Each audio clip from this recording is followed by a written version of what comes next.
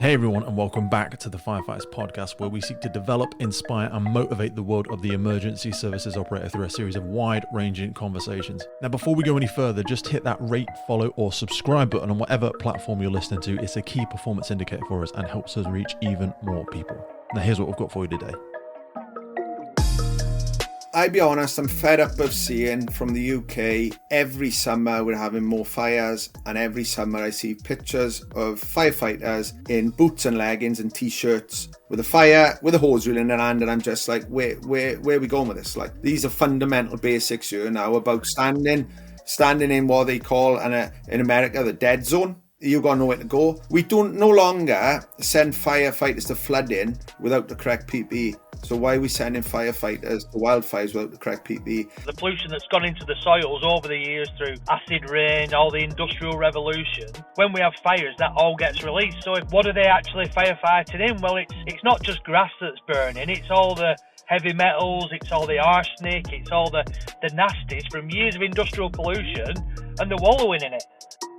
This episode of the podcast is brought to you by Gore-Tex Professional Fabrics. Now, we all know the working environment of a firefighter is filled with challenges. We face serious risks on the job, such as heat exhaustion, burns, physical and mental stress, and we frequently come into contact with high levels of toxic chemicals. Now, I have been wearing Gore-Tex for nearly 2 decades on the front line, working in hostile environments, tackling challenging incidents from firefighting to water incidents and in urban search and rescue environments. Gore-Tex have a well-earned reputation for protecting professionals in the fire and emergency services through their family of highly innovative, waterproof, breathable moisture barriers that exceeds global performance standards and are trusted worldwide. Gore-Tex, going further together. Craig, welcome to the podcast, brother. How you doing? Okay, thank you very much. So me and you sort of first connected through Rob. I think Rob's going to be jumping in and joining us in a little bit. There's been so much happening around the wildfire stuff lately. I mean, we had a team go out to Greece with the ISAR stuff last year. But I wanted to speak to you because I know you and Rob have done a load of work around this. But you also used to do some work with Dave Hodge. You were saying you listened to the podcast the other week. So give us a bit of a background from where you're coming from and what you're up to these days. Yeah, so my name's Craig Hope. I joined the fire service as a retained firefighter 30 years ago today, as it happens. It's a bit of an anniversary. 30 years. I was retained for a couple of years and then became a full-time firefighter.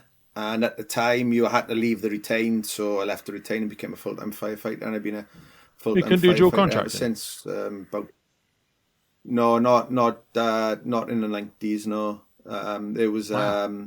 There was a ban on it, really. So, just in Wales? Because I swear to God, you used to be able to do it everywhere else. Well, it was a union. It was a union thing, and it was just didn't happen. So I don't know the history of it, but I think it came off the back of the 1976 strike and everything else and all that. But yeah, there was a definite. It was a definite no. That was a stupid idea because it would have had a massive impact. Because loads of services have massive percentages of on-call or retained or however they like to term it wherever they're from. If you're telling people they can't do one or the other, now. That's a stupid idea. At the time, back in the sort of early 90s, it was one or the other, and I became a full-time firefighter, so left the retained, and been a full-time firefighter ever since. I worked my way up. Were they all like, no, fuck it. Were they all like, Rob's dead to Craig's dead to us now? He left. It's funny. I still work with some of them. Some of them are still. I don't think any are still retained, but yeah, some of them have come over to the whole time, and it's still know I'm still about. Like, do you know what I mean? And why did you want to join it in the first place? It's a really weird. I had a bit of a strange, strange youth, as we all did. I wanted to be a soldier. It's like wanted to join the army, wanted to be a Royal Marine, wanted to be all that, and then wanted to be a firefighter because my next door neighbour, who sort of grew up with my father, he was a station manager. So as a kid, he used to take me to fire calls with him. So he'd be on like duty weekend, and he'd have a shout, and Craig, come with me, like, and I jump in a car with him, and off we go. And do you know what I mean? Isn't that weird? Like, we wouldn't. People would really think that'd be strange if we did that now. And I would have been. So that was 40 odd years ago, I suppose now. But yeah, it was brilliant experiences, and he was taking me to all the fire stations and all of this, and it was just great. Like, and then I sort of, I was young then, and then it's like you find school, you whatever, and things changed, and then I left school at sort of 16 with very few sort of qualifications, well, none really, and went and did a sort of course just to. Because, do you know what I mean? It was find a job or do a college course. Did a college course, and then one day I came home from college, and there was a letter through letterbox saying, "Oh, we're looking for part-time firefighters." I was like, "Oh, that's an option." And at the time, like this is a bit. At the time, I was a bit of a punk. I had really long dreadlocks and piercings and everything else. No And way. yeah, and I because that's another thing. Like during my school, I didn't really get on with school. I think there's a lot of us don't. And sort of careers. What do you want to be? Well, I want to be a New Age traveller. Do you know what I mean? That was the life I wanted. Like, and festivals and everything else. And did you get like a bigger exposure to military where you were? Because they do a lot of training in your neck of the woods. But I don't know if that's just bullshit. Like, if people actually even see them doing the thing. No, where I am really. I was an army cadet for a while. The army cadet that was down the bottom of the street and all of that. But then this letter came through the door, and I thought, I could try that. And I sort of spoke to my old man. He laughed at me like, and he said, "You're never going to be a firefighter," sort of thing like. And shaved my dreadlocks off, took my earrings out, went and knocked on the door of the fire station, and within about sort of 6 weeks, I was a firefighter, and that was it. Like, do you know what I mean? It's really, really sort of strange transition, and from there, really, with leaving school with nothing, I've now got a master's degree in Wildfire. So I did all of that, and it's been a hell of a journey. Like, do you know what I mean? So, but Rob, how are you, handsome bastard? I'm all right, mate. What was your background when you first joined, Rob? I joined fire service in '98. Believe it or not, I'm not as old as Craig. He's like Benjamin Button. But, did you have dreadlock and earrings as well? Yeah. But it's a similar journey. So I joined the on-call in '98. Place called Rottenstall. I was there for about 10, 11 years, and then I came across into the old time. Circumstances were that it was just the right time to come to join the old time service. But so in my time in fire service, I've been obviously an operational firefighter, crew manager, watch manager. Went into training centre about 7-8 years ago. I just fancied a change, get away from operational duty a little bit, and just maybe expand my understanding about things. And went into incident command, and I've never looked back, if I'm brutally honest. Did 5 years in training, set up the incident command for Lancashire. We were the first. Well, I was the first training manager in there. So really took that on, developed it, and then developed myself as well at the same time. And ultimately, it's where I am now, station manager. Where it all started, back in Rosendale. So my dad was a station manager before me. So yeah. So you're going to outdo your old man? Is that basically the drill? Well, he's been retired 15 years, and he's still trying to tell me how to do my job, even though the service is completely different. But I have to have conversations and tell him it's not like that anymore. You know, so me and Craig were just talking before we came on about this whole aspect of military and discipline and all this sort of stuff, and the differences that things have gone through since the time we joined. I didn't actually know you used to do the cadets, Craig, because I did the whole cadets and I did the Cub Scouts and I did all of that stuff, and I know obviously that's not. It's kind of paramilitary, but those initial aspects of like, you know, do your best and discipline and parading and learning how to address people. Me and Craig were saying how that has changed and adapted, and we're kind of in this messy middle where we've kind of lost ourselves a little bit. Some services are doing it really old school. What was it like when you first joined, Rob? Exactly what you're saying there. It'd be a little bit more, aligned to sort of, the fire service is aligned to a naval background, isn't it? We were aligned to a military service and that discipline and stuff like that. Yeah. Well, we're a hierarchical system, aren't we? We work up that food chain, and your instructors, what they say is gospel. I think it's changed, obviously, but it's a societal change. I don't think it's necessarily just fire service. I think it's just everything in general. We've got to accept that. We've got to recognise different ways of delivering. We can't just do this the way we've always done it. But I totally agree. What we can't forget is the life skills, the good the good human being skills. Ultimately, they should be your core values, you know, and we teach about values and things like that, but it's about yourself and understanding yourself as much as understanding other people. And your perception. I've been pulled aside a few times for calling people sir, though. But that's the way I was raised, because my old man was actually my Cub Scout. And, I used to work with him on a building firm, and any time he would introduce me to people, it would be sir. And I would always say sir. And I still say it now. I see a police officer on the street, I just see a random person I don't know, I will say that. And people think that you're trying to be toxically masculine or all that kind of bullshit. I mean, what about yourself, Craig? What do you feel like? I don't know. I think we've lost a bit of a direction, to be honest. I don't know where we are. It's a little bit of a mess, and we still have parades, but are they parades? Do you know what I mean? And it's a handover, isn't it? It's do you know what I mean? I worked in the care industry before I was a firefighter, and now was a handover. You sort of came in early and you had your handover, and that's what we do on a fire station, really. But it's just termed a parade because, like Rob said, we got that naval background. But again, I don't know. I really don't know. I sometimes think I'm a dinosaur, and I definitely am now. I know that, but I don't know. It's about being respectful, isn't it? You know, it's like you were saying there, Pete. It's politeness, isn't it? It's just general. It's an element of respect for your peers and your superiors, and recognising that. But quite often, if I said sir to somebody, and I'll use Dave Russell as an example, you know, when he was our ACO in Lancashire, if I said sir to Dave, he'd acknowledge that, but he'd always say it's Dave. But my first meeting with that rank was always a sir, and it still is to this day. But then once we get into conversation, I'll then we know we've done the pleasantries sort of thing. We've recognised that sort of position and that status they've got, and then we have a conversation and we move forward. And I think, like Craig's saying there, it's changed, and some of us are a little bit prehistoric and a little bit institutionalised in our view, you know, the way we operate. But that said, we've got to also move with the times a little bit, and it's that compromise. We've lost the compromise. You know, and I think Craig's 100% hit it on the head. You know, we might have gone a little bit too far the other way now in saying when we're trying to instill that discipline, we work in a service where it's time critical. We haven't got time for pleasantries some of the time. And if I'm at an incident ground, I haven't got time to be nice to people. I've got to make a time critical decision that's very intuitive and it's instant, but I shouldn't then be challenged on it.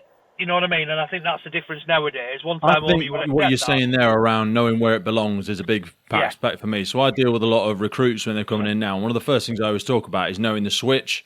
So I say, in here, you call me Pete, call me fucking Sally if you like, I don't care. But when we move out there and we put our PPE on, there's a switch. I'm trying to give the incident ground, the training ground, a big hug. I'm trying to create a safety bubble.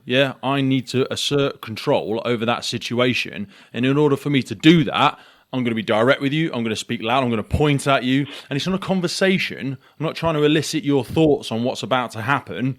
I don't want you to bomb burst off and self-deploy. I want you to give me input. If you see someone on the back and ask you to do a 360, blah, blah, blah. But I need you to do what I'm asking you to do when I'm asking you to do it. So I think, when we're on station and we're in the watch rooms and we're having conversations and debates, it's a democracy. But when we're out there, it still belongs. And my worry is that it's going to bleed over into that bit and people are going to get hurt as a result of it. And the services, procedures and the way we serve the communities is going to sort of degrade.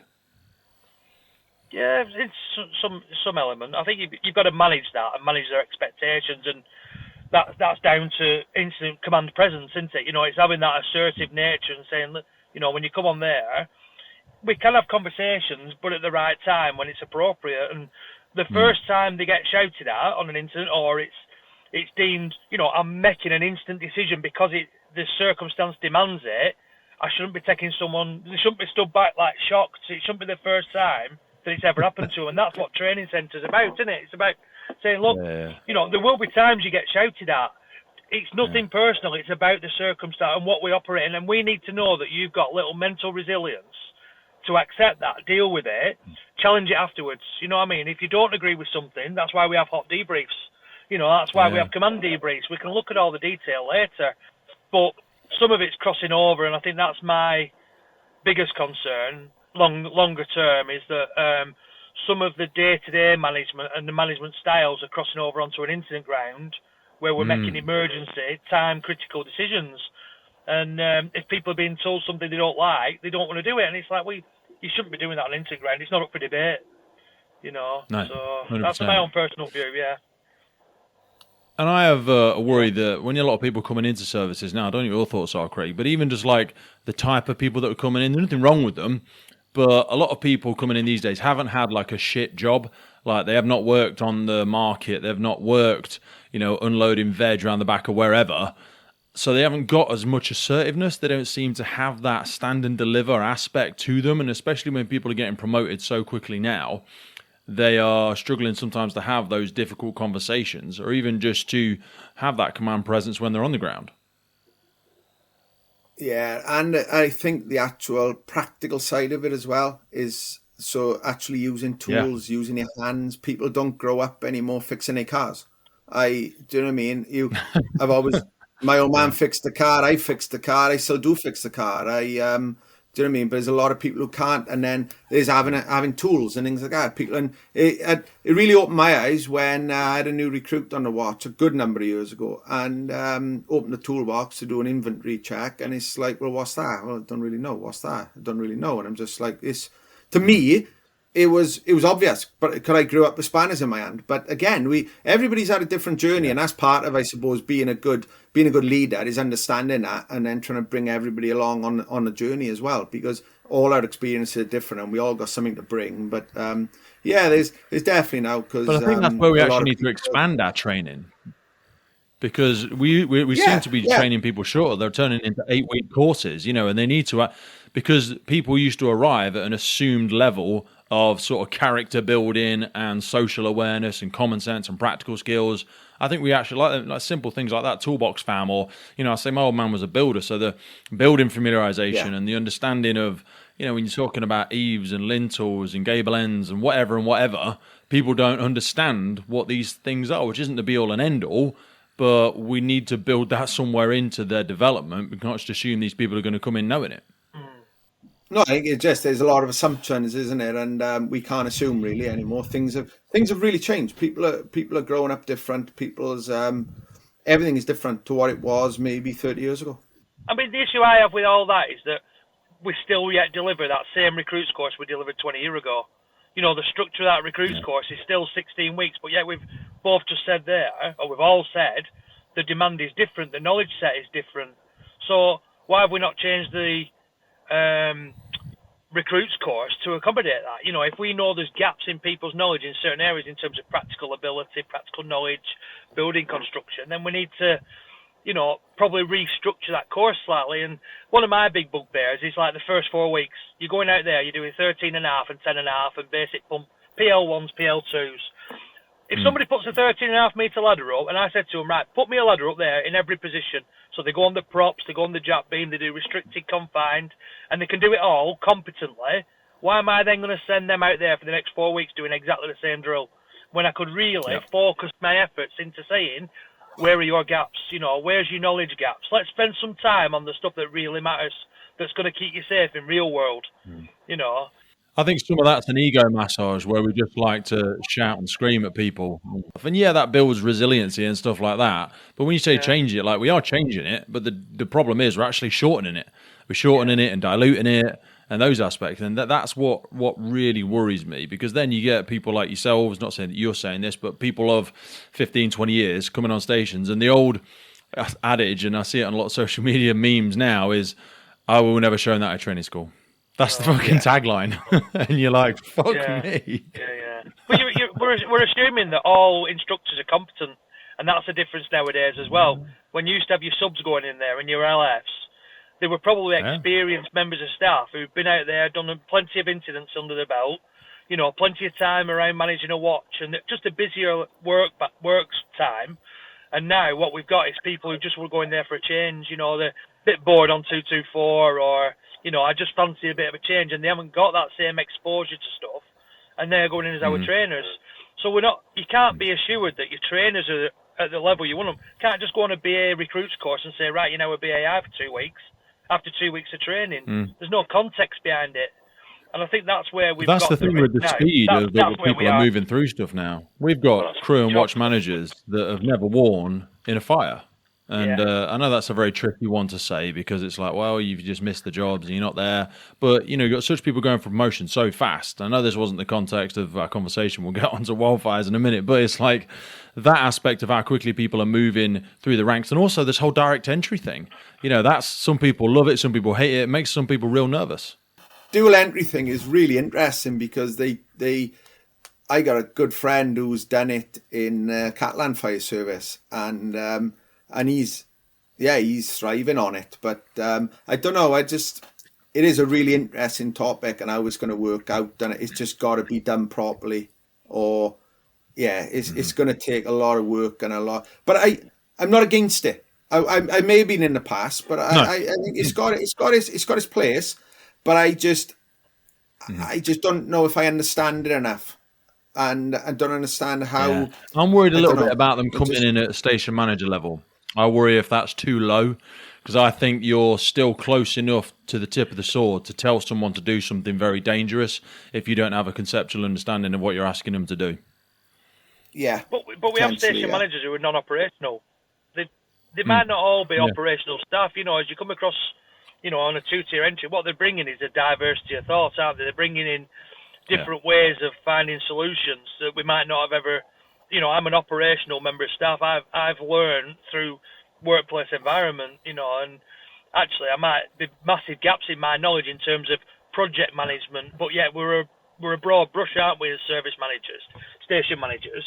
But the two-tier entry, who's to say that they go straight into operational response? They might actually go into functional roles, you know. So, like I say, that it's new. It's a new concept, isn't it? You know, I mean, it's been banded around for a few years, but now it's been endorsed by NFCC. I think we will start to see more of it.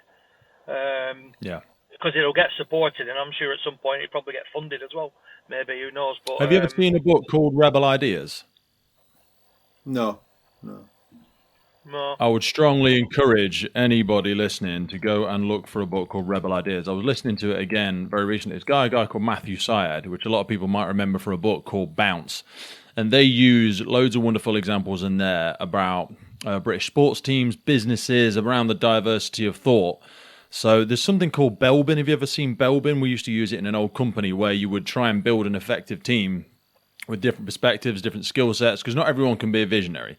Not everyone can be a complete finisher. Not everyone can be a, you know, stand at the front, get shit done kind of station manager.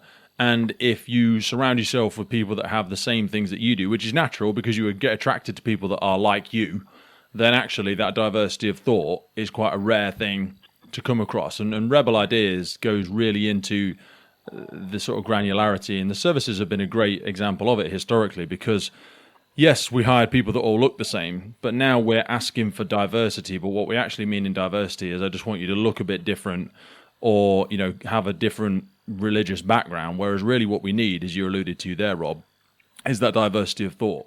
Yeah, it's just another stranding, ultimately. It's about the stranding your workforce, isn't it? So one of the areas we were going to talk about coming on today, and one of the key things, because both of you have had a big involvement is the aspect of wildfires. So last year we had a few major incidents across the UK to do with wildfires. I'm looking at some data from Gov UK, and it says Fire and Rescue Service attended over 360,000 wildfire incidents in England over the 12 years from 2009-10 to 2021, an average of 30,000 incidents per annum. Just over 79,000 hectares of land was burnt. So I want to first start by maybe going, because you said yourself, Craig, that you obviously had some background with Dave Hodge, who was a guest. Yeah. He actually came on months and months ago. We're just so behind with putting episodes out, and we just got, it's kind of a privileged position, so many incredible people. Could you give us a little background around, you know, when this first started emerging its head as an area of focus for the UK? Because I think it's only the last 4 or 5 years I've seen it really change pace. So, as my firefighting journey, like I said, I joined the fire service in 1993, we used to have sort of 2 wildfire seasons then. We'd have an autumn fire season and a summer fire season. And the first thing I knew, I'd grown up in the South Wales valleys. I'd seen the fire engines turning out and the firefighters getting off and beating the mountains flat with a stick with a bit of rubber on the end. And one day I was given the stick with a bit of rubber on the end, and off we went and we beat the mountains flat. No training, no knowledge in structural fire kit. And that was what we did. And I did that from probably 1993 to about 2007. And then in 2007, we started a wildfire project because things were starting to change, and things have definitely changed in the South Wales valleys. And since 2007, I've probably, for the last number of years, I've led this sort of wildfire project, and now the lead for it. I'm currently the lead for Wildfire in Wales. And again, there's nothing new to the South Wales valleys. We've always had fires. And that's why, I suppose, for us, we've had 76,000 ignitions in 20 years in the area I live. I've never had a year without attending fires. I've never had a year. But on the other side of that, I've never lost a property. We've never lost a property in South Wales. We've never lost a life in South Wales, and we've never really had a serious injury. But we've had 76,000 ignitions. So we know we have the ignitions. We know we have the fuel. What we don't have is the weather. But that is changing, as we saw in 2015, 2018. It rained all the time in Wales. Yeah. But then we went into a summer wildfire. In 2018, we had 1,000 ignitions in the month of July, and it was crazy. We had 1,000 wildfires, and then in 2020 we had a busy season, and then 2022 for us when the sort of the major incidents were happening, we had a number of fires, but nothing of real significance. But then this year, the only dry months were May and June, and we were flat out. We had hundreds of fires and some very big fires.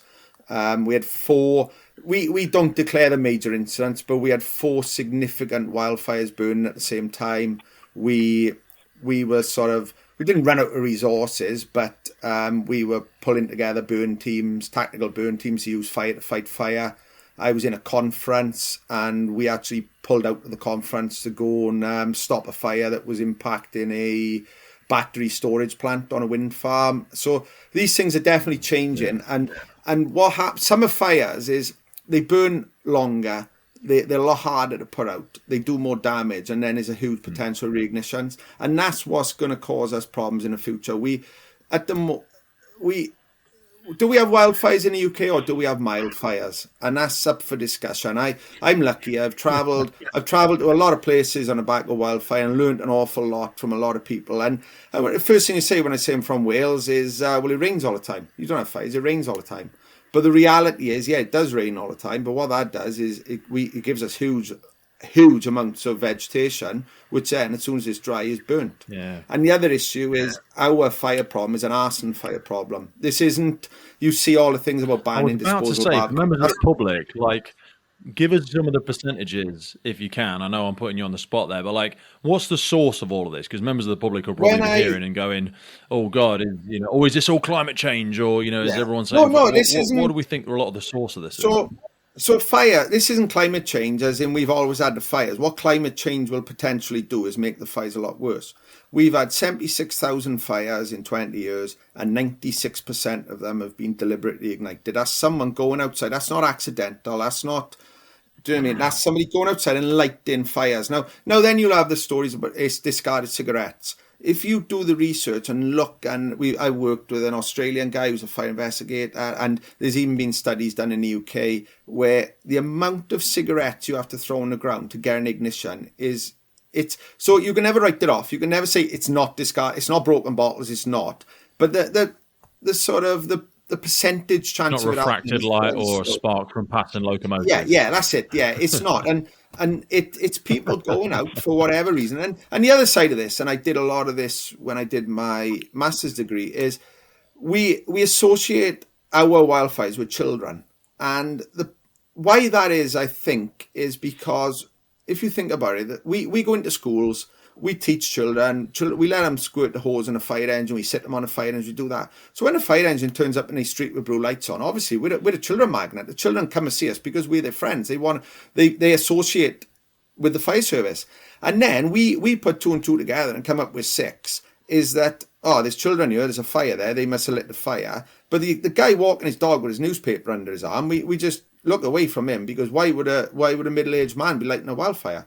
This is really complex, and we need to start understanding. But until you investigate, you start doing the research, and you start getting convictions, nothing is really going to change, and it's really difficult.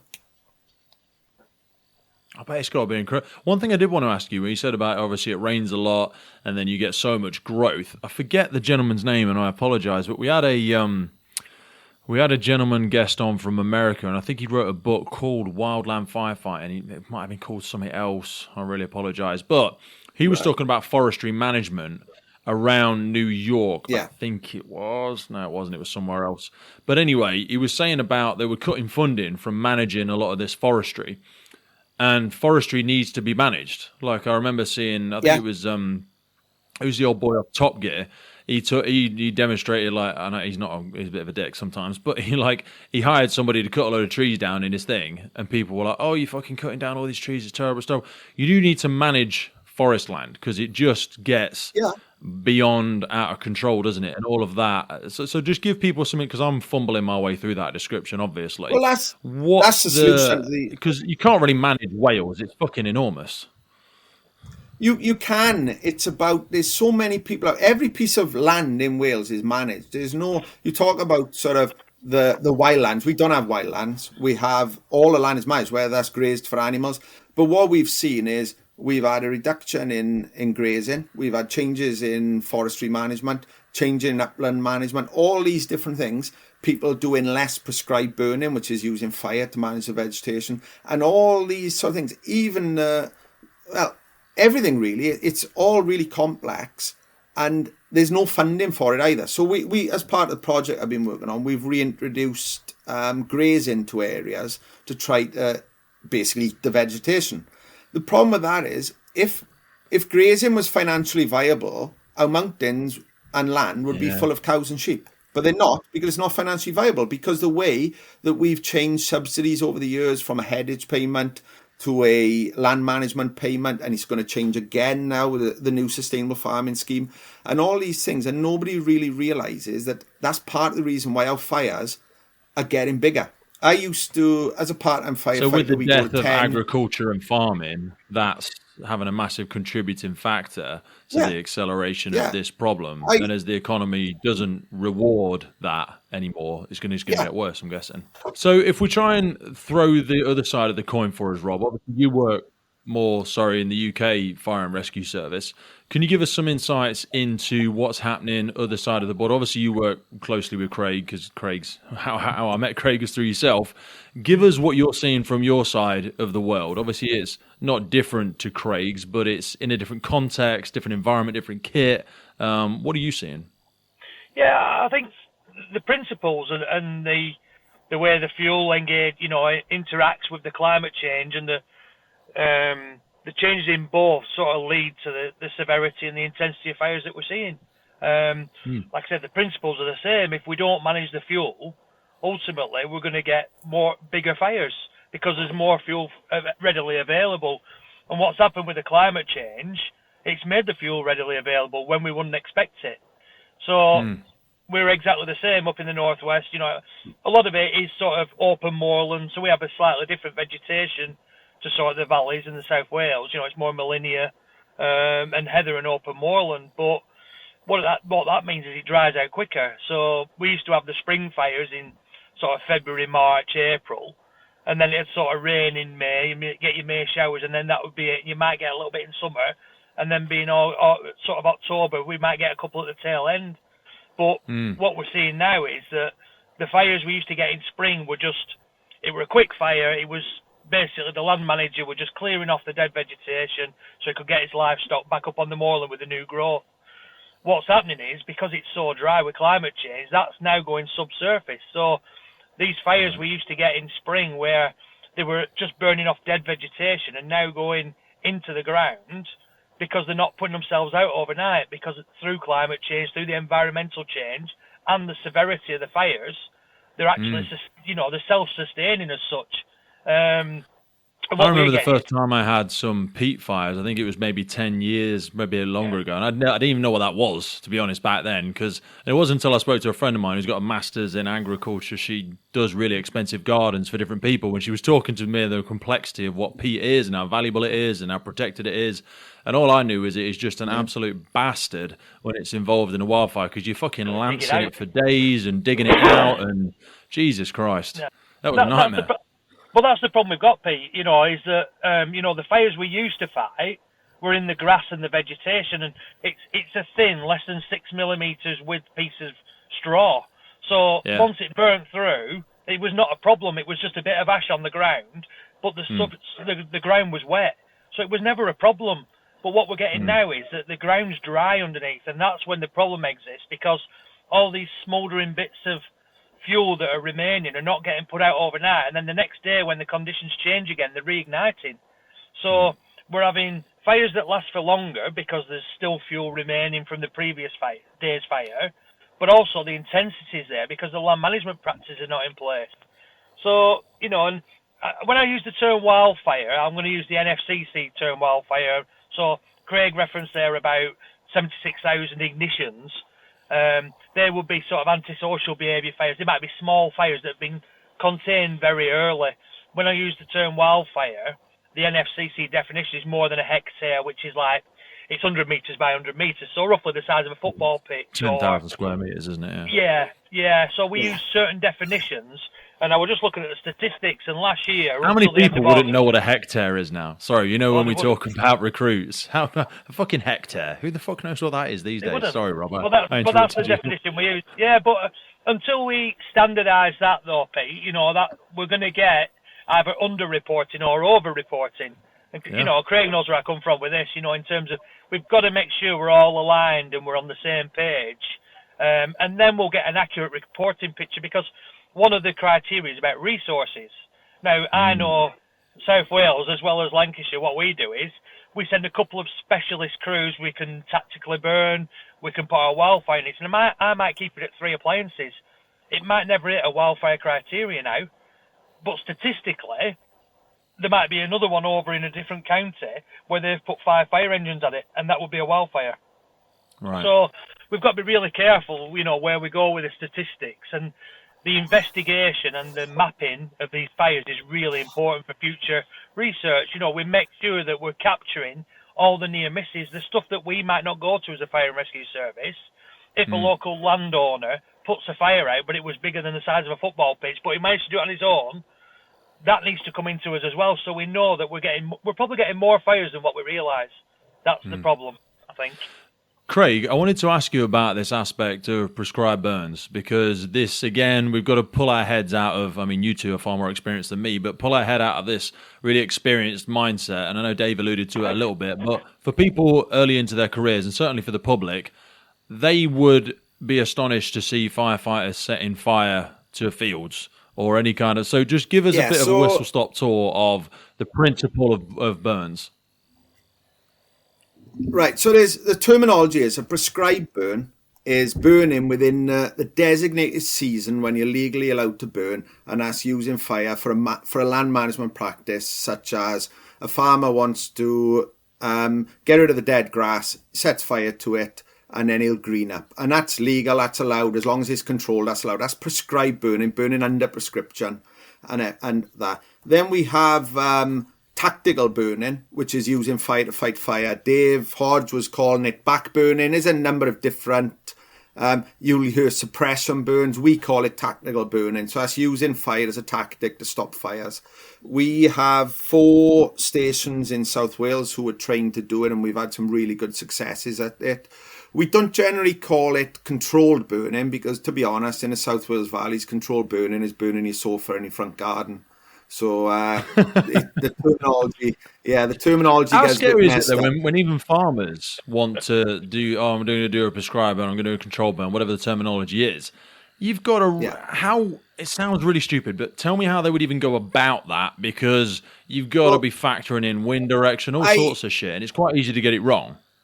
It's a tool in a toolbox. So when you're using fire as a tactic, it's a tool in a toolbox, and that's really important to remember. But it's a really safe tactic. As long as you understand fire, you understand the conditions you're working in, it's a really safe. Like this year again, I've used fire to save properties. I've burnt off people's back gardens. I burnt to save the you're a Zip World. There's a Zip World Snowdonia, where the blast mines are. Yes, right. And there's a Zip World in South Wales, and their launch on the top of the mountain was threatened by fire. There was fire all around it, and I took the team in and we burnt all the vegetation around it. Some really good photos of just the Zip World Tower with no vegetation left around it, and we didn't even burn the wooden fences because we've got them sort of skills now.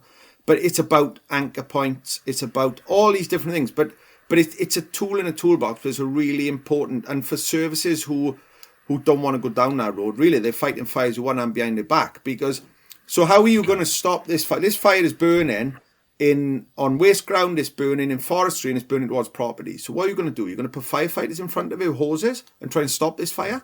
Or are you going to set fire to remove the vegetation? And I guarantee the safest option is to set fire to remove the vegetation. Do they ever use the terminology like fire separation or barrier burns? Because even, like, I remember the guy we had on that wrote the book, I need to remember his goddamn name, he was talking about cutting fire lines, and they would only have to cut them like a couple of inches wide out in Australia or America. Yeah, really? I was like, fucking hell, wind to jump that easy. We are using hand tools to cut line, and then you burn off the line. You only need a scrape. You only need to we also have brush cutters. We have, you were talking about leaf blowers with Dave. We got a lot of leaf blowers. We've got an actual tracked, remote control tracked cutter, so we can get in front of the fire, and we'll just cut a line straight down the mountain in front of the fire, and then either burn off it, or depending on the conditions, the fire will self-extinguish. And all of this has been like, well, it's become my sort of life. Like a remote control robot. It's got like it's a remote control with a trowel in it, or what? Yeah, it looks like a mini digger without the swiveling cab sort of thing, with a big mulching head on the front that'll cut through virtually anything up to about probably 20, 30 mil trees. And we'll just use it as a tool. And this time of year, without cutting fire breaks as prevention. So this is the part of this is the fire. You'll see fire services asking people not to light fires, putting up like, don't have your barbecues, don't deliberate fire setting. All you're doing there is every time you stop a fire, you're putting a problem off.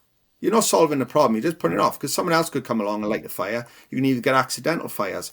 What we need to do is, as well as asking people not to light fires, because we can't have just people running around willy-nilly setting fires to our mountains, but we've also got to do something to manage this fuel and break up the fuel continuity. We've lost the grazing animals, we've lost a lot of the land management practices, so what we need to do now is stop having these huge landscape fires by breaking up the landscape, and that's either by cutting or burning or reintroducing grazing, and all these different tactics and techniques we can use. And it's working across a whole host of different partners, land managers, forestry, and farmers, and everybody really, to try and get them to understand and start thinking about wildfire, when they're making these plans. I wonder if it'd be a nice context, as pedantic as it might seem, I know, to you guys, but for people, again, that are completely unfamiliar with a lot of this stuff, within the framework of the NFCC stuff, just alluding back to yourself, Rob, if you want to take this one, the whole LACES safety protocol, I mean, I know it's been in for a number of years now, but that will probably be what people that don't do this as a daily practice, if they were to come across something and have to quickly jump into NOG to try and find out what the crack is, they'd probably still be operating off this model, I'm guessing? They should be. That's where it starts. You know, we adopt LACES protocol. You know, when me and Craig are out there carrying out wildfire operations, we adopt LACES because that is the safety protocol. What people need to do is understand it, you know, and apply it appropriately. I think that's where we get it wrong. They don't understand. So if you could walk us through it like a child, like hold my hand and walk me through it for people that are not familiar with it. Right, okay. So it's put me on the spot here, Craig. So we've got feel free to share the load together. I know you both know it, but That's fine. So we start with lookout. So what we're looking at is it's a safety officer role.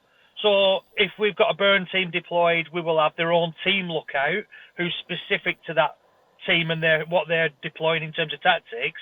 But we'll also have a tactical lookout who oversees the whole scene of operations, a safety officer. So we've got to have a lookout is the first and foremost. Then A is awareness. So do we understand about changes that are likely in the environment, either changes in vegetation or the changes in weather, changes in tactics, changes in flame lengths and things like that? Can we predict it? Well, we can, but that'd be more. We go into the detail, and we've not got time to for that jump now. into those two. Sorry, so we're lookouts. Are we looking at technology? Because I was speaking to other guys in Australia, and they're using a lot of thermal imaging. Not using a lot, but you guys will know more than I will if it's bullshit or not. But they're saying they're moving to some of these thermal imaging camera drone style approaches. Now I know a lot of UK fire and rescues haven't necessarily got drones, but I know the police have got a lot.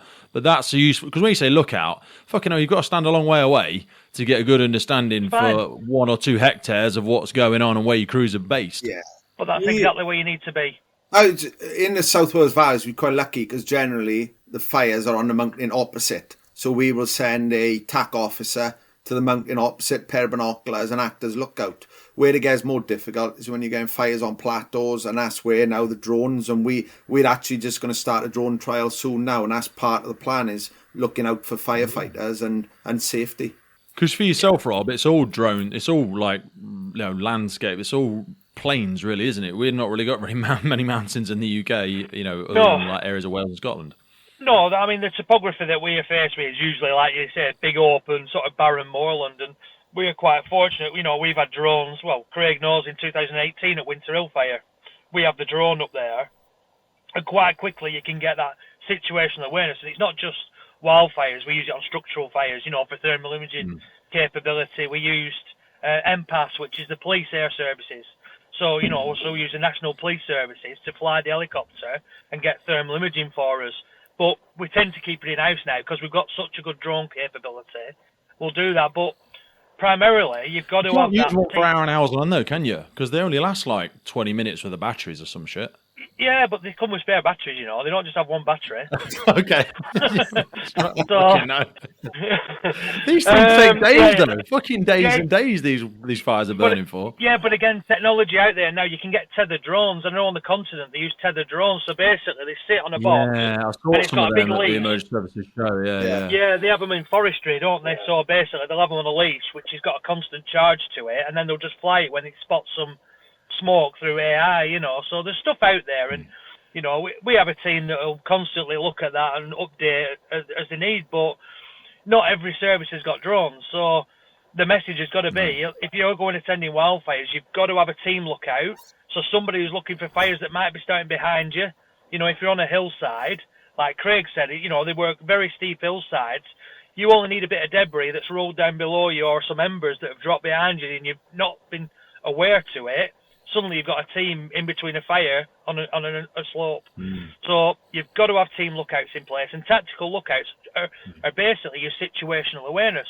They're like your incident commander stood back who've got a full overview of that scene, and ideally you get them across a hillside, you get them away from the scene of operations because they're there purely for scene safety, and that's where your communications kicks in, which is the C part of LACES. That you've got a good communication network in place, whether it be airwave radios, so using Sanjays, whether you're using personal radios with digital repeaters put in between. But you have to have a comm strategy in place when you're attending any sort of wildfire. It's the first thing that fails.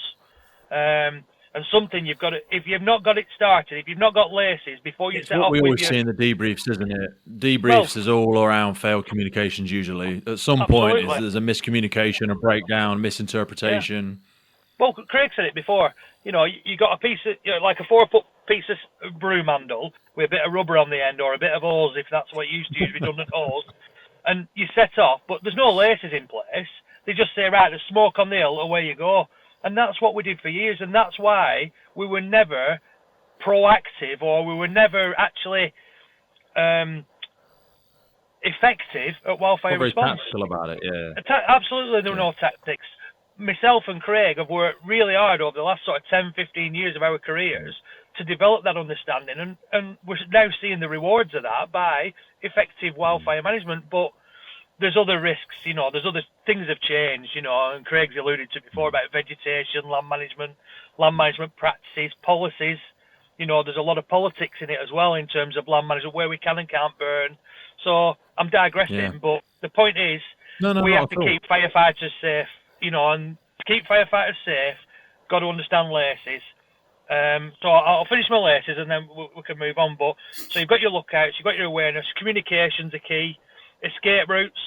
You've got to have your escape routes. So looking at 2 different routes, preferably downslope, upwind and downslope. Away from the fire, and they're predetermined. They're usually footpaths, aren't they? But they're the bits that really scare me. Really, really scare me. I mean, we won't bore people with the trench effects and the Coanda and all that sort of jazz, but the speed at which this stuff can travel, and I don't know this, so it's a genuine question, but I've only seen footage, usually from Australia or somewhere, the speed this stuff can jump at, it's sustaining those escape routes whilst not being too timid, I imagine is a colossal challenge. Yeah, but that's why you have more than one.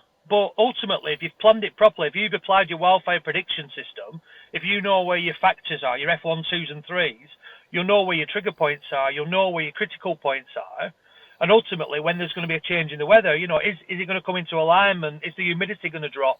Is the temperature going to increase, or wind speed?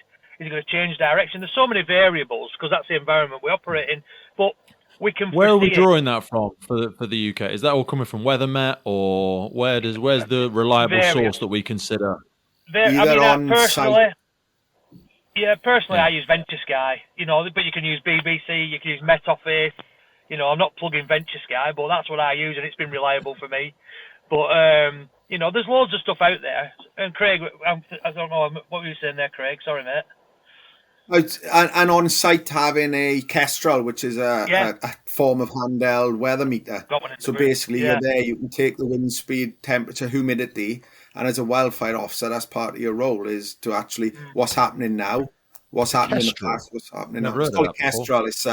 There's obviously other makes out there, but most Kestrels in the UK Fire Service, and they're a handheld. That just makes me think of, do you remember Bo Selector, where he used to carry that? What did he used to call it? I can't fucking remember. But anyway, sorry, Rob, I keep interrupting you. Yeah. I'll get to S in a minute, but yeah. So it doesn't take this long on the job. Fucking hell, we've lost it by now. Absolutely. Yeah, and I've done wildfire prediction while we're at it, but yeah, escape routes are really important, and like say predetermine them. If you the landscape doesn't change. So, firefighters, when they turn out, they tend to turn out in their own station areas, unless they're wildfire teams like myself and Craig. You can go anywhere, and we'd look at that on the day through our mapping and some ground truth. But if you know the area, you should already know where your bridle ways are and your footpaths. All you're doing is adding a fire into the context and saying, we need to know how we get back off this moorland. And it's usually pretty much the back of the way you came. Back to your RVP or something like your rendezvous point. And that's where your safety zone is, ultimately. It's usually back where your command point is, so that we can make sure that everybody's safe. Because safety zones, they're already predetermined, they should be, before you set off up on that moorland with your stick or your beater or whatever you've got, your aquapack. You should be doing all that before you set off. And you should also know the wildfire prediction system. I'll let Craig talk about the wildfire. I'm spent at laces. But when we apply a wildfire prediction system, when you get into that, Craig, I'd also love you to expand out onto firefighting PPE as well, because this is there's some big money knocking around in that thing, because everyone's running around saying we do need something different. But I'll let you expand on where we're at and what you thought about it. So it took me a long time and some difficult conversations, but every firefighter in South Wales Fire and Rescue Service has lightweight PPE for wildfires, and it's essential because we've gone from PPE which was designed for structural fires, which wasn't back in the day of yellow leggings, where we would fight fires in yellow leggings or the blue leggings and t-shirts, to then moving to the gold, like the PBI gold sort of stuff, which is really hot. It's brilliant. Don't get me wrong. I moan about PBI gold all the time because it's so hot. But having had an incident where 2 firefighters fell through stairs into a basement and they crawled out of the fire alive, I think it's fantastic stuff. Do you know what I mean? I saw 2 firefighters have their life saved by that fire kit. But also, it's not. This is what we need to start recognising, isn't it? Is when we talk about those tools in the toolbox, it's become a very heavy, very highly technical garment. And especially when you look at the American models, it's almost like heavier is safer.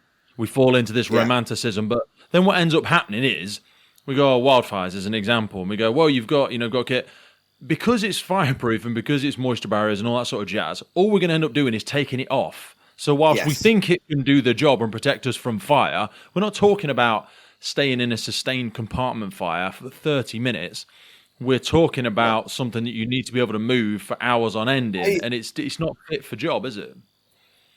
I'll be honest, I'm fed up of seeing from the UK every summer we're having more fires, and every summer I see pictures of firefighters in boots and leggings and T-shirts in the green vegetation with a fire, with a hose reel in their hand, and I'm just like, where are we going with this? Like, do you know what I mean? These are fundamental basics here now about standing in what they call in America the dead zone. You're between the fire and the fuel. You got nowhere to go. Standing there without full PPE on, and it's just really frustrating. We don't no longer send firefighters to flood in without the correct PPE. So why are we sending firefighters to wildfires without the correct PPE? And it's, don't get me wrong, finances come part of this, but one firefighter serious injury or a firefighter death will soon change all of this. And that's the bit. That's what I'm saying. We have to wait for that. So that's what the big changes in legislation, the big changes in health and safety, the big changes in procedure usually come off the back of someone dying. And that is when you and Craig, Rob, you can be screaming from the fucking rooftops, but until someone dies, sometimes people are going, well, I'm about to have a conversation with a guy called Peter Apps. I don't know if you've read his book. It's called Show Me the Bodies. And that was one of the common sayings that was pulled out of the Grenfell inquiry, because they were speaking to a bunch of building regulators, and one of the sayings that kept coming up when people said, oh, you need to change this, you need to change that, and they kept saying, show me the bodies. You say you need new... Well, show me all the dead firefighters in the fields. No one's dying, Craig. Fucking hell, calm yourself down.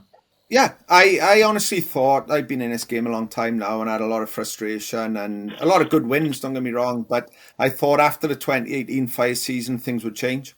They didn't. I thought after 2020, things would change, make more major incidents. They didn't. 2022, London, I thought, this will be the catalyst now, things will change. No, there's still no joined up there's nobody in the UK who has the role of coordinating all the fire services to have an approach to wildfire. So we still got all different levels of PPE, different vehicles, non-compatible kit, and all these things. And that's where in Wales, we now got the same training and we're trying to work together. But even there, the PPE is different, everything's different. Whereas you look at the DEFRA flooding model, everything's the same. And it's frustrating. It's really frustrating, and it always comes down to money. But you mentioned Greece earlier. I was part of the team that went to Greece. I led the sort of wildfire side of it, and I thought after that, things will start changing now. No, it haven't changed. Them fires that they're getting in Greece are going to... Why is that then? Is it because... Do you think water is more emotive? The idea of drowning in water, and when we hear families drowning in their car and...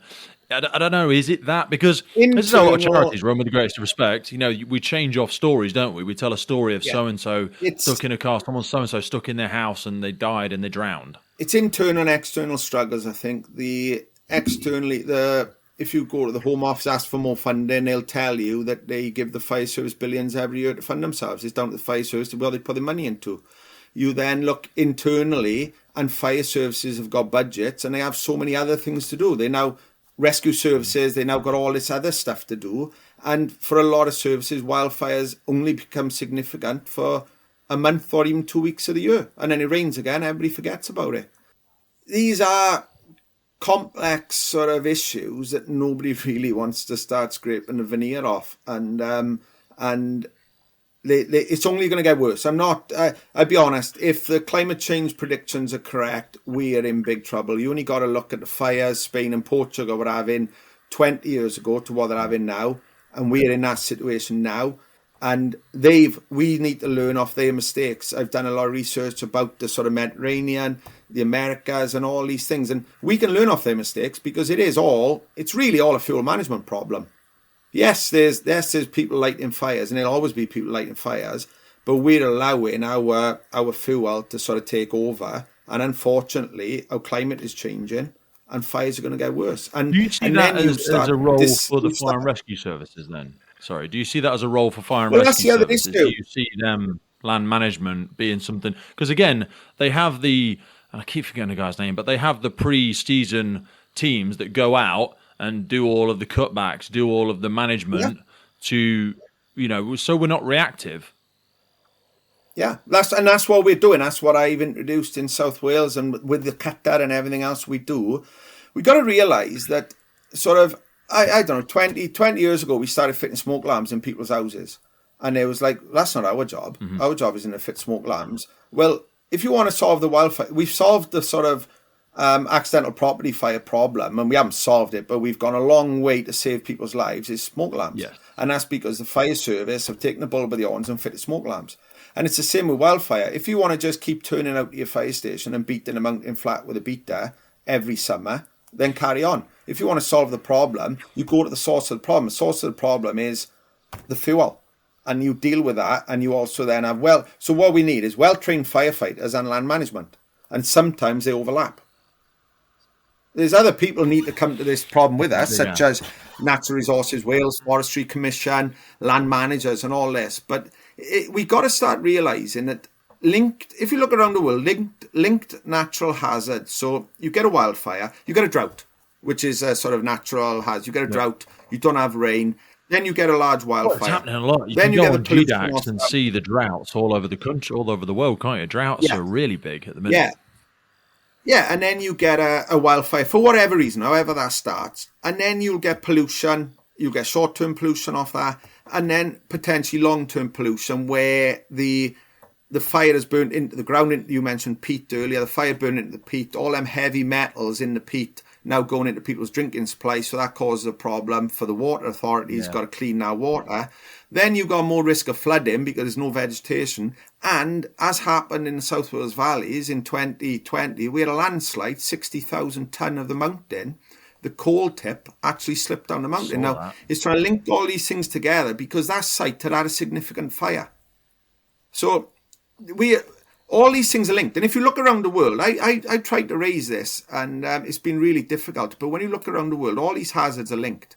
And we're only now starting to see little effects of them, but the effects are going to get worse. And this isn't Craig doom and gloom. This is go and have a look, go and read what's happening around the world, and you'll see it's there. It's there for us to see, and we need to learn off other people, not just think we know it all. So just to try and make that idiot-proof in Pete Wheatfield in my sort of moronic way, sorry, Rob, just one sec, is so for droughts and stuff like that, the drying out of the soil increases the likelihood of slump, or I remember the old angle of repose when you used to get concrete and stuff like that. So as we dry out a lot of this stuff, the likelihood of shifting and movement and landslides, and that's the tangible link for people that are not familiar with this. So if you think about a hillside is got vegetation on it. You'll get when we used to have springtime fires, the mountainside would burn, the vegetation would be removed, and by about May or June, our mountainside would be green again because that spring has sprung, and that's what happens. When you get summer fires, what happens? You get fires later in the season, in your Julys and August. There's no spring, so there's no vegetation regrowth on our landscape. And what happens then, you go into winter, and now we're seeing this pattern of winter storms. We had Storm Dennis, which actually caused our significant landslide. But these hillsides have got no vegetation on them. So obviously the rain then has a big impact. There's nothing pinning this mountainside together, and this mountain is now in the bottom of the valley. Together by the root, and and I don't know how much of you know, but there's a big sort of issue in the South Wales valleys at the moment because there's hundreds of coal tips which have now revegetated with gorse and all highly flammable vegetation, which are all above people's properties, which are all at risk from fire, but also at risk from slipping. But again, it's a very political problem. That's going to ruin house prices as well, I think. Well, that's one of the reasons why the actual it's obvious where these anything tips about are. it. Yeah, the location of the tips are classified at the moment because potentially your house is gonna become not worth as much money as it was and everything else. And people are living in risk, and understandably we have a horrific history of a really significant landslide in Aberfan in the 1960s, which I remember that. actually went through a school. So do you know what I mean? This is real. This is still in people in my community. It's still in people's minds, and then it's really it's really a motive for people. But these are the problems. This is where linked natural hazards that you see around the world will start affecting us. Go on, Rob. Sorry, you were going to jump in, mate. No, it was just a point Craig raised before, and it was about the pollution. The pollution that's gone into the soils over the years through acid rain, all the industrial revolution. What happens is when it rains, that then gets absorbed by our carbon sort of vegetation. So peat is an absorber of carbon dioxide and everything that goes with it. When we have fires, that all gets released. So if we've got firefighters who are in inappropriate PPE, that's why they take the jackets off, because they're sweltering. So you see the iconic pictures of them all in T-shirts with these beaters and all the embers going around them. What are they actually firefighting in? Well, it's not just grass that's burning. It's all the heavy metals. It's all the arsenic. It's all the nasties from years of industrial pollution, and they're wallowing in it. They're basically in it. That's a hazmat. And I'm just on my HMEPO course. Yeah, no, mate. Ultimately, would you go into a building fire and walk around in it all day saying, oh, it's all right? But yet they're doing it on the moors because it's just a bit of grass. It's not, and there's quite iconic pictures of my How mate much there. of that is emotive for you now, mate? Because people won't know, obviously, we're not going to go into the detail of it, but you are going through a hazmat course now at your rank, at your level. You're becoming an officer with various responsibilities. I don't know if you have time for all that shit, to be honest with you. So when you're learning more about that, how much does it give you like a strong draw of breath and go, Jesus Christ, I know what we're doing out there and the risk we're putting people to? I think it was already out there, if I'm honest with you, Pete. I mean, me and Craig are passionate about this. We've a lot of knowledge and a lot of experience about why we do what we do, and we understand the whys. We understand the context behind what we're trying to teach people. We just needed the message to get out there and people to sort of listen into that. We talk about decon, so the UCLAN, and talking about shower within the hour. Well, when you're on a moorland fire, you're up there for 8 hours, 9 hours. So when you go for something to eat, how do you decontaminate yourself? How do you wipe your neck? How do you make sure that you're not getting anything that's going to go into your pores and into your skin that's going to have long-term effects? And these are not just a 1 hour structural building fire. This is like a 3 days, 4 days fighting a wildfire. Yeah. So we've got that is where the big conversation is around, isn't it? We're focusing it all on breathing apparatus and what are we doing after the house fire. That's what a lot of this conversation is actually moving around at the minute. And actually, that's probably not where we're getting. If we did that risk matrix of exposure level versus time versus level of RPE or PPE that we're wearing during it, this sort of thing is actually where we're going to be taking the big hits. But we don't wear RPE. Because it's uncomfortable, and you're not going to wear a BA set for 8 hours. Your cylinder's going to run out. So not unless you've got sparrow lungs. But the point is, well, we wear a P3. That's a particulate filter, not a smoke filter. So But ultimately, it stems down to start with the correct PPE. It's warm. We know it's warm. It's humid, or the humidity's down. So the temperatures we're fighting these fires in are not conducive to structural firefighting kit. So Craig's South Wales have kitted all their firefighters in wildfire PPE. We've done exactly the same in Lancashire. Hopefully we will see the benefits of that firefighters are wearing the correct PPE, feeling supported, and they'll actually wear it. They're not going to dress down because they feel they're not inappropriate personal protective equipment. And I think the longer term, that's when you'll start to see the consequences are, do we see more chronic conditions? Because it's not just a one-off acute. These wildfires are happening year after year. Me and Craig have had 25 years of sucking in all this, pollution, all this smoke. It was just grass smoke. Well, let's get a bit smarter than that. Let's work a bit smarter. Let's educate. And that's why I think, primarily, that's why I wanted to come on and get involved with you with this. It's about making people aware. And well, it's obviously taking its toll on you. You look terrible, I'll be honest. Well, yeah, I don't like Benjamin Button over there. I didn't know if you'd been caught in a fire. I mean, who the fuck am I to talk? I look like a cancer patient, Jesus Christ.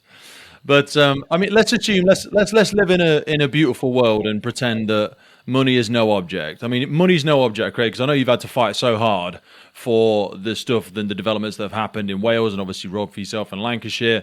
For services that are listening, and ahhing, sitting on their hands, waiting for someone to tell them to do it rather than make the right decision. If money wasn't an object, I mean, let's go two versions. Give me the low-hanging fruit, Craig. What can people do? What can services do as low-hanging procedural fruit? And then maybe give us the gold standard as well. I think PPE, obviously, and then well-trained firefighters with a toolbox full of tools that they can use and they understand.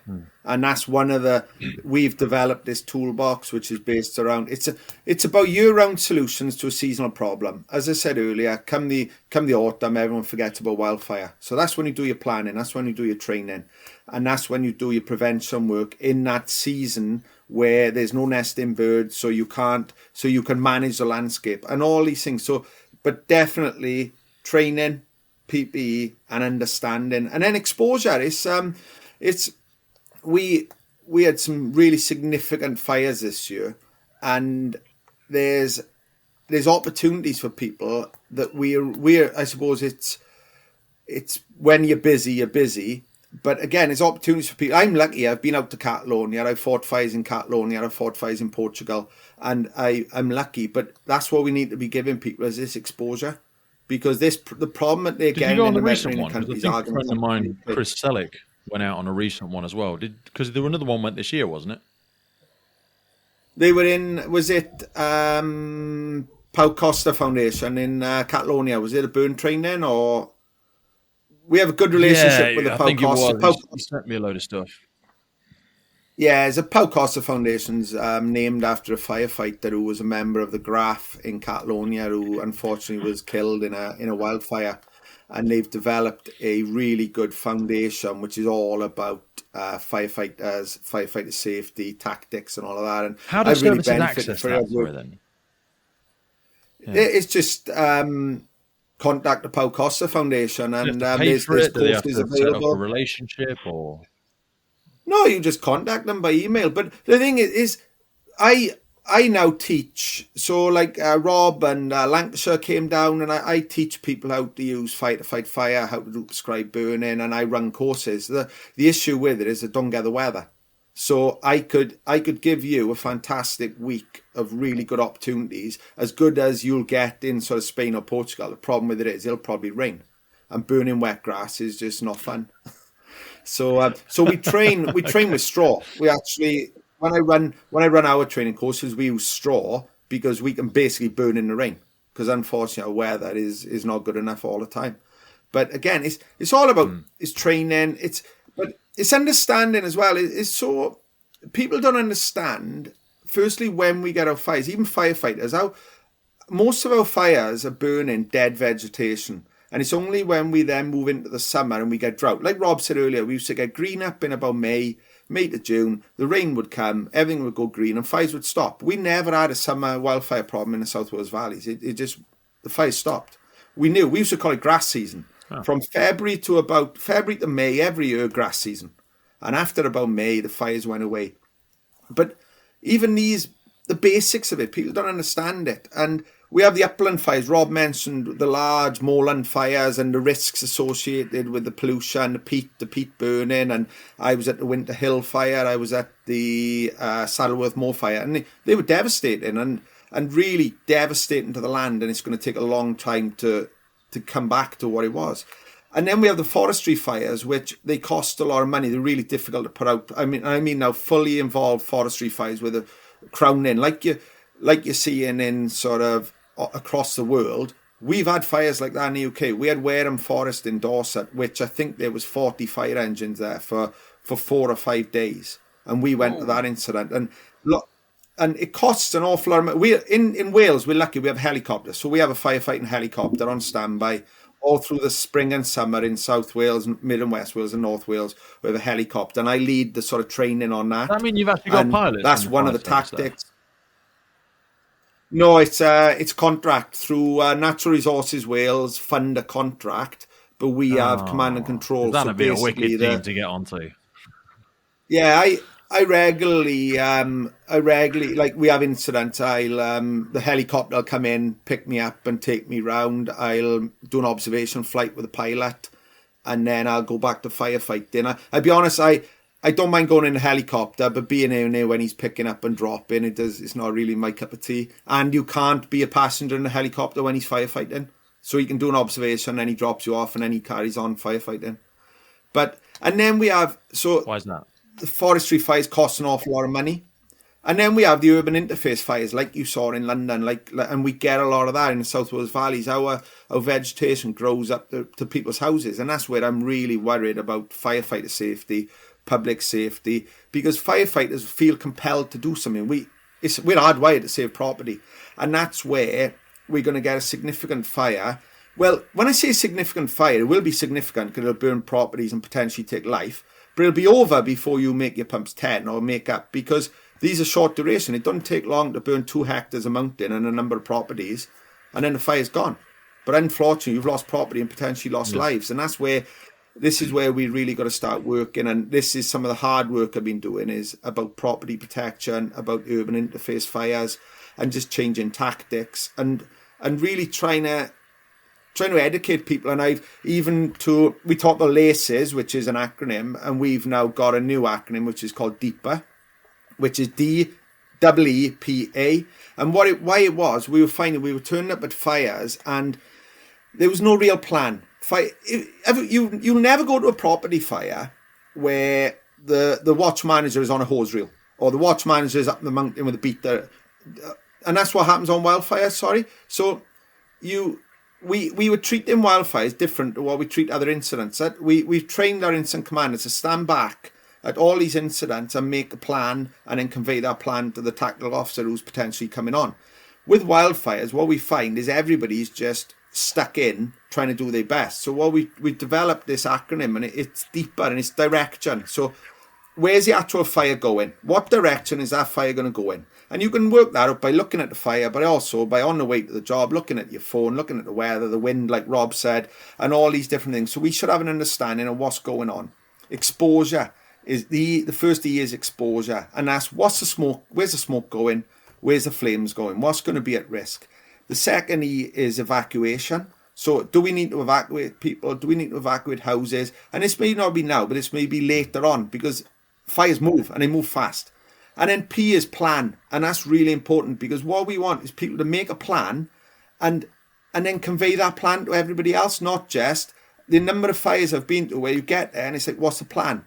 Well, I've made pumps 3. Yeah, but what's the plan? Well, I've made pumps 3. No, let's have a plan. Let's go up the right flank. Let's go up the left flank. Let's try and head it off. Let's protect property. Yeah. And then the A of DEEPA is anchor points. And every single thing we do should be off an anchor point. We shouldn't just be, if we got to create, like we should be working off roadways, paths, tracks, or if it's just a fire with nothing around it, we should be going in and putting out some of that fire to create an anchor point, so we've then got a place of safety to retreat to, which then ties into LACES like we talked about. But if we can get to the point where everybody has an understanding and can make a plan to look after themselves and protect everybody at a wildfire, I think we'll be better. And then we can start then making sure people got the right PPE, the right tactics, and everything else that goes with it. Mate, I love that. Is there any other low-hanging fruit that you can think we've missed there, Rob? No, I think the point to re-emphasise is, I'm same as Craig, we've had international training, we've been to Spain, Portugal, Poland, we've all been out there, because what it does, it exposes us to fire intensity that you cannot replicate in the UK, because it's wet, that's the environment we operate in, unless we get our wildfires. So when we do our training, it's got to be relative to the risk that you face. When we tactically burn, we're working outside a prescribed window, so it's not safe. So we have to make sure that everything we do is within boundaries, or we've decision logged it, or we've done a sort of a risk assessment to say, is this the right tool to use at this time? What we can't do is burn a bit of straw and then say, right, we can now go out fighting wildfires. So it's really important to embed that learning by going out doing the training with Pau Costa. Get the basics right, understand prescribed burning, but then you've got to take it. If you're going to tactically burn, we need to understand what the severity is going to be, right. And Craig's 100% right. Understand anchor points are key. That's part of your safety. You've got to have your point to retreat to, should it go wrong, and reassess and start again. Low-hanging fruit, going back to my PPE, it's got to be firefighter safety all day long is number one, and that's where we start from. Yep. That's a colossal ticket item, though. And I mean, one of my big fears is, I mean, Craig, in total transparency, that the secondment role that you're doing at the moment is coming to, or has just come to an end. And the sheer audacity, I want to say, the fact that those sorts of roles are temporary is just a cultural reflection of the fact that we don't consider this as much of a priority as perhaps it needs to be. Yeah, it's unfortunate. I think in time, I'd like to think everything I've done is a legacy for the future. There's a window of opportunity where we can make a difference, but the window is closing on us, and things are definitely going to change. I think, like you so low hanging fruit. Yeah, we got that one. I think the other side of this is sort of the national resilience side, the capability. We have capability officers for high volume pumps. We have capability officers for CBRN. We don't have capability and flooding and everything else. We don't have that for wildfire because historically the fire service deal with fires. But what we're seeing now is different fire behaviour to what we've ever seen in the UK before. Because people say to me, we've always had fires. Yeah, not like we're having now. Come to the South Wales valleys in May and June and come and fight fires. And yeah, it's different and things are changing. We never had fires. Like we had a fire. We had a number of fires this year that burned for 3 weeks. They don't make the news because they're just normal. Do you know what I mean? These fires go on and on. We are sending resources there for a long time. And it's putting huge strain on our resources, huge strain on our firefighters, huge strain on our on-call firefighters. But we just get on with it.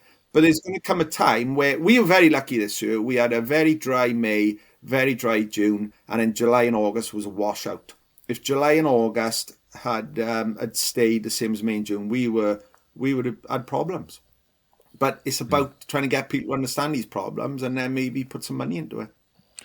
Fellas, I think we've covered so much there. I mean, I'll edit this next bit out, but I had a little list of things I wanted to talk about, and I feel like we've covered all of them. I want to be really respectful of your time because I know Rob's got to get himself off. So I'll edit this little bit out. But is there anything you want to finish with before we sort of get ourselves off? Yeah, I just want to say congratulations, Craig. 30 years, mate. Super proud. I think everything you've done, 100% is putting us in the right direction. I think nationally, internationally, we're considered now, and I think we're in the conversation where we weren't 5-6 years ago. So I think we've made leaps and bounds, and I think that's in no part to Paul Ledley, who's recently retired. Craig, I'm guessing after 30 years, he's not going to have that much longer, unfortunately. Sean Walton before. Unfortunately, I got a 3-year-old boy. All right, well, okay, we might keep a bit longer. Jesus Christ, man, you're going to be busy. You want to stay in the job. I got 6 kids from 25 to 3, so I can't afford to retire. 6 kids? You got a babysitter then? Jesus, it's because he's still handsome and he's got all of his hair. Exactly, how does he look so young? I only want a couple of kids. Hey, there it is. Pete, thanks for the opportunity. I know we were having a chat about it a few weeks ago, weren't we? And yeah, man. You know, I think it's important that we get our message out there. And if this reaches a different audience to where we normally go, Craig, I think all good and well. You know, if people share that out there, and you know, I'm available. You know, if people want any further information, if they want, you know, guidance, support, training, you know, both myself and Craig are more than capable of. I mean, the email addresses that you shared, if that's appropriate, or if you want to give a different contact, then we'll do that after we've recorded. My work email. Use my work email or my Twitter handle. Pete, do you have do you put links to these as well? So is there additional information, things like that? So after this, and I'll edit this bit out, but yeah, I'll put there's notes in the episodes for every single one. So in the notes for this episode, you guys send me a couple of bits and bobs, best places, resources, if it's a link to presentation, link to a website for For people that have a desire, and even if, like you say, it's not coming down tactically or strategically from their service, people can self-deploy and go and learn this information. We're not saying, right, go and buy a flamethrower and stick it on the near side of your truck. You know, we're saying go and educate yourself, and that's what this is all about. Yeah, I'll send you a copy of my master thesis, and you can read it before bed. Okay, roger that. It was only 48,000 words. Fucking hell, Jesus. It's a few pages. Well played to you, though. It's a hell of an undertaking to do that. Well, look, fellas, thank you so much for your time. Really, really appreciate it. I will look forward to catching up with you both soon, and take it easy. I'll see you soon. Cheers. All the best, Craig. The Firefighters podcast was created to recognize, acknowledge, inspire, and hopefully even motivate these incredible individuals who have chosen to be part of the first responder community. Our driving purpose is to create a legacy resource for the current and future generations of firefighters and first responders. We get some incredible feedback from listeners and guests, and as the podcast grows, our desire to create longevity and sustainability means we are asking for the support of our listeners. If you want to support the podcast, if you want to get discounts to our merchandise, hoodies, clothing, coins, patches, and also access to all of the incredible documents get shared with us from our podcast guests and sector leaders, and please head over to our Patreon page, and for just £3 a month you can support the future of the podcast. Please finally hit that follow, subscribe or rate button on the platform you're listening, and wherever you're around the world, please support your emergency services responders, and thank you for listening.